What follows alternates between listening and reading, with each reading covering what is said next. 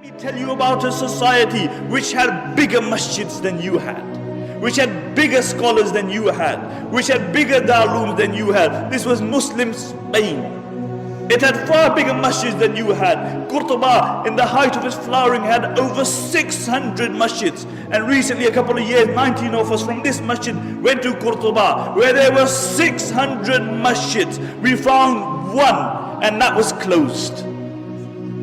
Why? What happened? Because these were people who forgot Allah, and Allah made them forget themselves. And you look at the scholars of Spain. Who were the scholars of Spain? There were the likes of Ibn Hazm, there were the likes of Imam Qurtubi, there were the likes of Ibn Abdul Barr, there were the thinkers like Ibn Sina, Ibn Rushd. These were people who were the backbone of Islamic learning.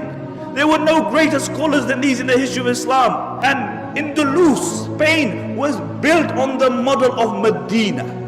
And as long as their focus remained on Medina, they flourished. But when their focus turned toward the dunya, then that same progressive society sank, because the Muslims were not created for the dunya. The Muslims were not created for the dunya. The Muslims were created for the hereafter. We are Abdullah. We are the slaves of Allah subhanahu wa ta'ala. And the highest status that we can reach is that we will remain the slaves of Allah subhanahu wa ta'ala. This very society, Spain, when their own people, their focus became the dunya, then every single person was concerned about himself. He was concerned about his own kursi.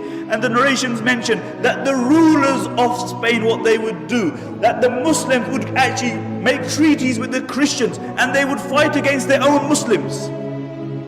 They would fight against their own Muslims. And really these were the Abu Righals of that time. And throughout history you will find Abu Righal. Do you know who Abu Righal was?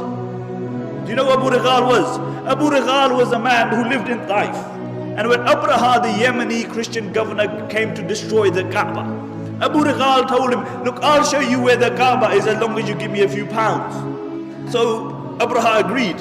When Abu Righal reached the outskirts of Makkah, he died. And what the Arabs would do, they would pelt his grave with stones, because he was a man who was ready to sell his religion and his people for $1 and a dime.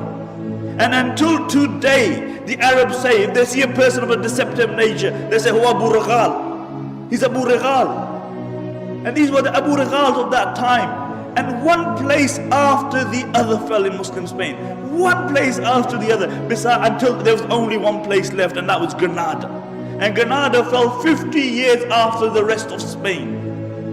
Until Abu Muhammad, he drew a treaty with the Christians on the condition that he would allow them to take over, on the condition that they would not persecute the Muslims, that they would not forcefully convert the Muslims, that they would not remove the Muslims from their post. And when the Christians came in, the first thing they did, they reneged on their promise. And when they entered the Alhambra Palace, have you seen the Alhambra Palace?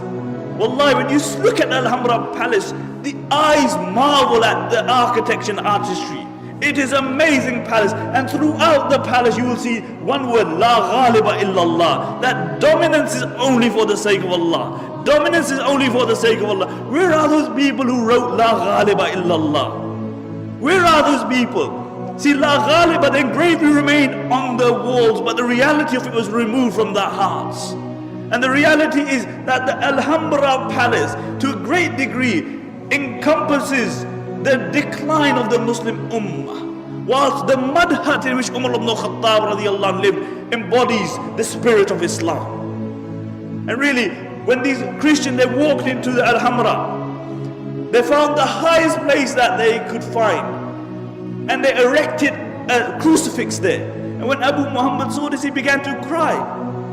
He began to cry, and his mother rebuked him. She said, why are you crying like a woman when you couldn't defend it like a man? Why are you crying like a woman when you couldn't defend it like a man? And this is our state today, really. We whinge about everything. We blame everybody else besides ourselves. We blame the Christians, we blame the Jews, we blame everybody else.